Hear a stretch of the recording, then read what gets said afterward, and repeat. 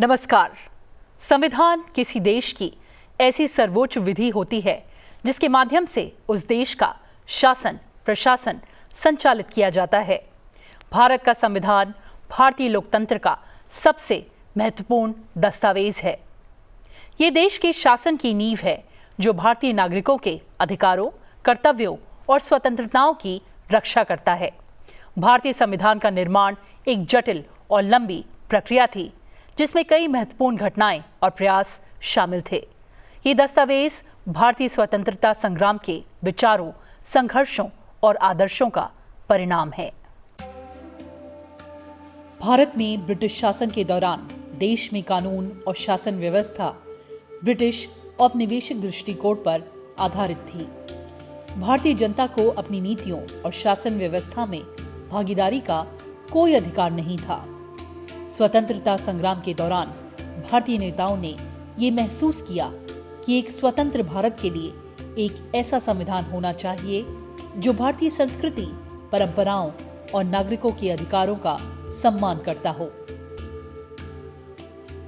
भारत में जब ब्रिटिश शासन अपने अंतिम पड़ाव पर था, उसी दौर में भारत में संविधान सभा का गठन हुआ।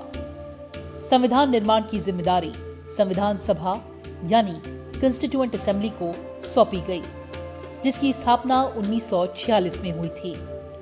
इस संविधान सभा के अध्यक्ष डॉक्टर राजेंद्र प्रसाद थे, जबकि संविधान की प्रारूप समिति यानी ड्राफ्टिंग कमेटी के अध्यक्ष डॉक्टर भीमराव अंबेडकर थे, जिन्हें भारतीय संविधान के निर्माता यानी आर्किटेक्ट के रूप में जाना जाता है।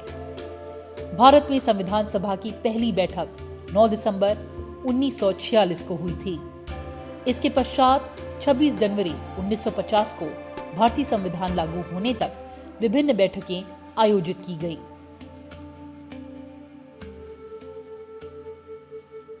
चूंकि 15 अगस्त 1947 को भारत आजाद हो गया था, इसीलिए उसके शासन संचालन के लिए संविधान सभा ही विधायिका के तौर पर कार्य कर रही थी। संविधान का प्रारूप तैयार करने में 2 वर्ष 11 महीने तथा 18 दिन लगे। संविधान को 26 नवंबर 1949 को अपनाया गया था। संविधान 26 जनवरी 1950 को लागू हुआ और इस दिन को भारत में गणतंत्र दिवस के रूप में मनाया जाता है।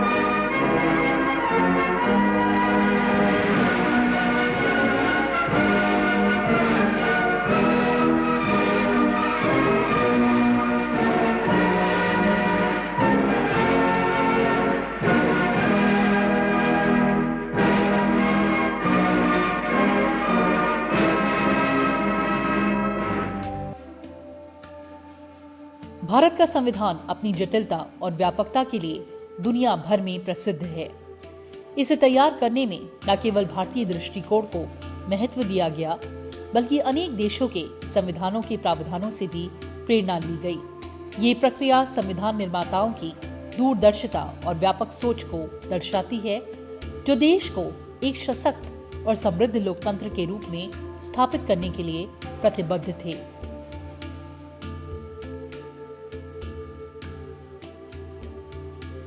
ये प्रक्रिया सरल नहीं थी। ये एक गहन विचार विमर्श और बहुस्तरीय चर्चा का परिणाम था। संविधान सभा के सदस्यों ने अनेक विचारधाराओं, समाज के विभिन्न वर्गों और व्यापक संस्कृतियों के बीच संतुलन बनाने का प्रयास किया। इसमें स्वाधीनता संग्राम के मूल्य, सामाजिक न्याय की अवधारणा और राष्ट्रीय एकता को एकत्रित किया गया। भारतीय संविधान की प्रस्तावना हमारे देश के मूल आदर्शों का सार प्रस्तुत करती है, यानी न्याय, स्वतंत्रता, समानता और बंधुत्व। ये 4 स्तंभ भारतीय लोकतंत्र की धुरी हैं और इनसे ही नागरिकों के मौलिक अधिकार और कर्तव्यों की परिभाषा होती है। संविधान ने भारतीय नागरिकों को समता, अवसर की समानता और धर्म, जाति, लिंग या स्थान के आधार पर भेदभाव से मुक्ति का अधिकार प्रदान किया। एक महत्वपूर्ण पहलू ये है कि भारतीय संविधान लचीला और कठोर दोनों है। संशोधन की प्रक्रिया इसमें समाहित है, जिससे इसे समय के साथ बदला जा सके, परंतु कुछ मूलभूत सिद्धांतों को इतनी आसानी से परिवर्तित नहीं किया जा सकता। ये लचीलापन संविधान को समय के साथ प्रासंगिक बनाए रखता है, जबकि इसकी स्थिरता इसे कानूनी शक्ति प्रदान करती है।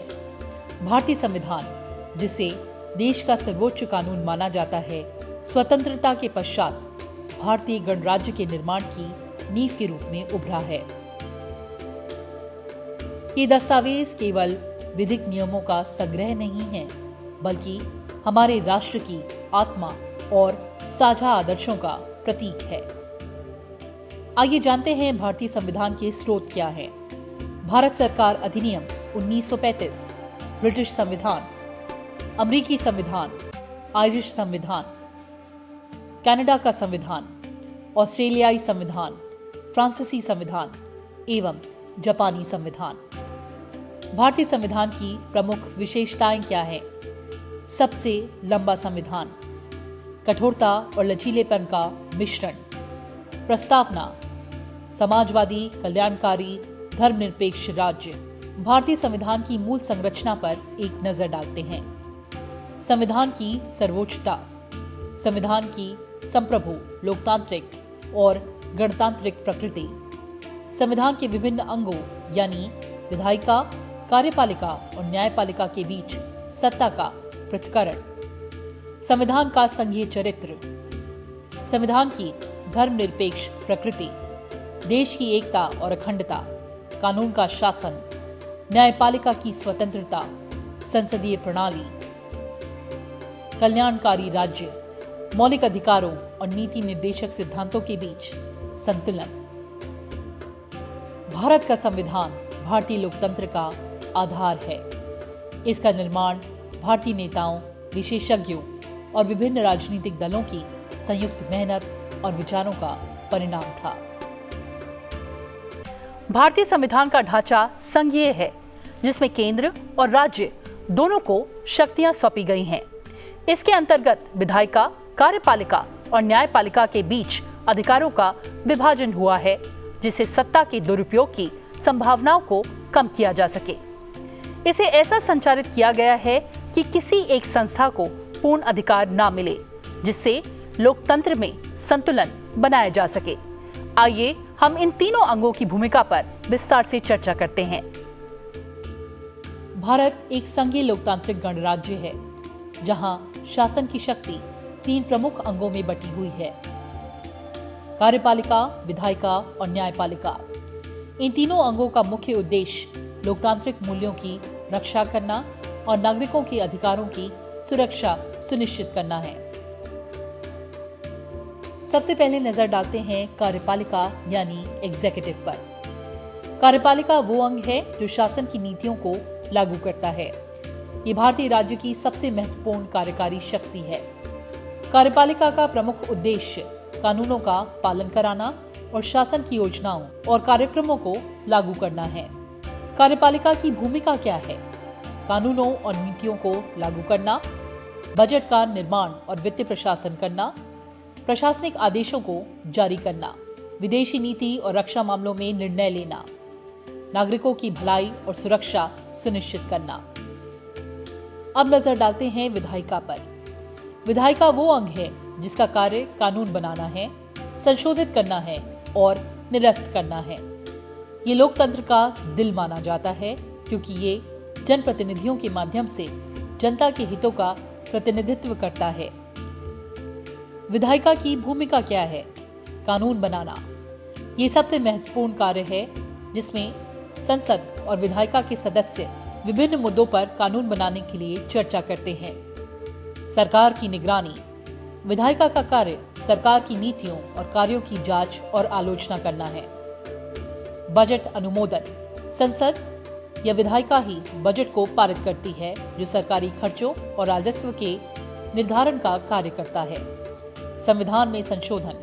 संसद संविधान में संशोधन करने का अधिकार रखती है, जो बदलते समय की जरूरतों के अनुसार आवश्यक होता है।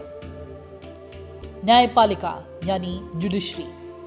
न्यायपालिका वो अंग है जो देश के कानूनों की व्याख्या करता है और ये सुनिश्चित करता है कि सरकार और अन्य संस्थाएं संविधान और कानूनों का पालन करें। न्यायपालिका का मुख्य उद्देश्य स्वतंत्रता, न्याय और संविधान की रक्षा करना है। न्यायपालिका के प्रमुख अंग हैं सुप्रीम कोर्ट, हाई कोर्ट और निचली अदालतें। न्यायपालिका की भूमिका क्या है? संविधान की रक्षा, न्याय प्रदान करना, संवैधानिक समीक्षा और मूल अधिकारों की रक्षा।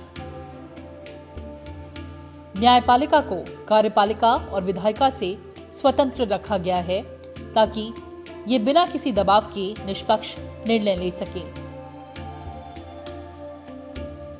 विधायिका सरकार की नीतियों और कार्यों की निगरानी करती है, जबकि कार्यपालिका उन नीतियों को लागू करती है। भारतीय लोकतंत्र में कार्यपालिका, विधायिका और न्यायपालिका की विशेष भूमिका है और ये सभी मिलकर देश में लोकतांत्रिक शासन व्यवस्था को बनाए रखते हैं। इन तीनों अंगों की प्रभावी कार्यप्रणाली से ही भारत एक सशक्त और प्रगतिशील लोकतंत्र बन सका है। भारतीय संविधान में राज्य विधानसभाओं को विशेष स्थान दिया गया है, क्योंकि ये राज्यों में लोकतांत्रिक प्रक्रिया को सशक्त करने, नागरिकों के अधिकारों की रक्षा करने और सार्वजनिक नीतियों को लागू करने में महत्वपूर्ण भूमिका निभाती हैं। लोकतंत्र को सशक्त बनाने में विधायकों की भूमिका अत्यंत महत्वपूर्ण होती है। विधायकों का मुख्य कार्य जनता की आवाज को विधानसभा तक पहुंचाना होता है, ताकि सरकार उनके हितों और समस्याओं को सही तरीके से समझ सके और समाधान कर सके। आइए हम राज्य विधानसभाओं की भूमिका को विस्तार से समझते हैं और देखते हैं कि कैसे भारतीय लोकतंत्र को ये सशक्त बनाती हैं। राज्य विधानसभाएं राज्य सरकार के गठन में महत्वपूर्ण भूमिका निभाती हैं। राज्य की नीति, प्रशासन और निर्णय लेने की प्रक्रिया में राज्य विधानसभाओं का योगदान अनिवार्य है। राज्य सरकारों के लिए आवश्यक कानून बनाना, सामाजिक और आर्थिक नीतियों को लागू करना, विधानसभा द्वारा पारित कानूनों से राज्य स्तर पर न केवल स्थानीय समस्याओं का समाधान होता है, बल्कि ये राज्य की सामाजिक, सांस्कृतिक और आर्थिक स्थिति को बेहतर बनाने में भी मदद करते हैं। सुधार के लिए विधानसभाएं विशेष कानून बनाती हैं, जो नागरिकों के जीवन को बेहतर बना सकते हैं।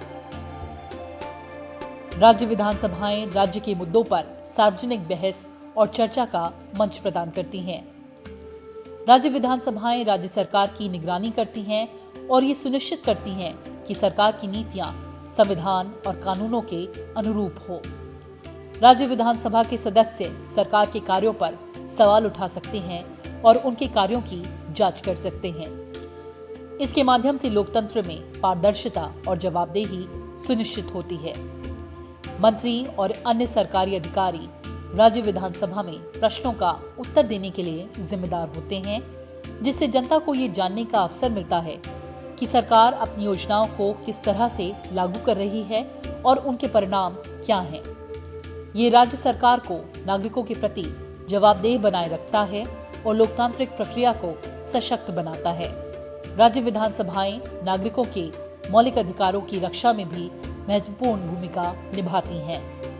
राज्य विधानसभा में विभिन्न अधिकारों से संबंधित कानून बनते हैं, जैसे महिलाओं के अधिकार, बच्चों के अधिकार। भारतीय संविधान में कुछ प्रावधानों के तहत राज्य विधानसभाएं संविधान में संशोधन करने की प्रक्रिया में भी भाग ले सकती हैं। उदाहरण के लिए कुछ महत्वपूर्ण संशोधन, जैसे संविधान के संघीय ढांचे से संबंधित परिवर्तन में राज्य विधानसभाओं की सहमति आवश्यक होती है।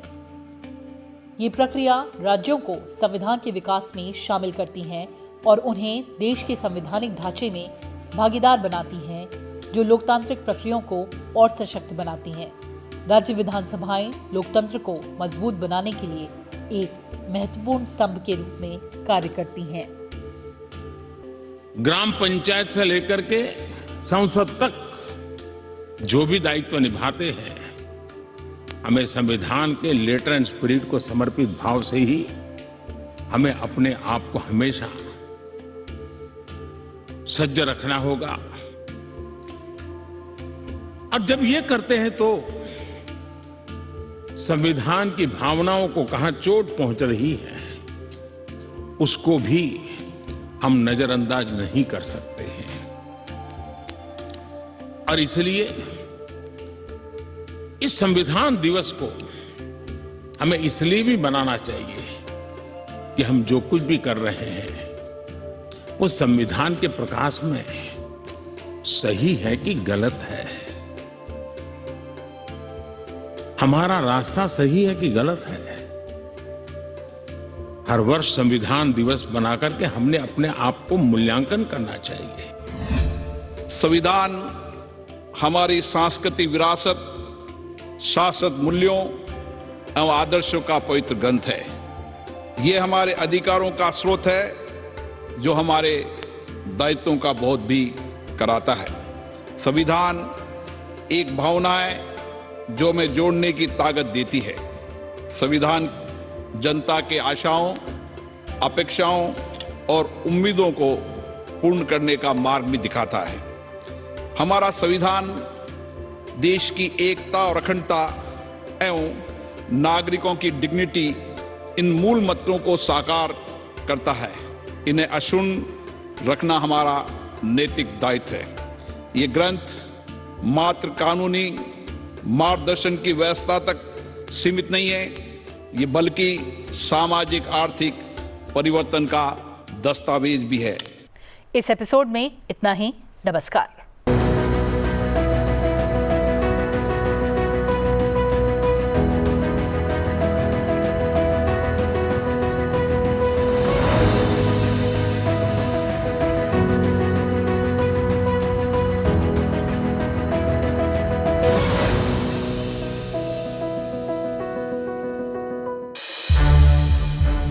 संसद टीवी के और भी प्रोग्राम्स देखने के लिए सब्सक्राइब करें हमारा YouTube चैनल और हाँ, इन्हें लाइक और शेयर करना ना भूलें।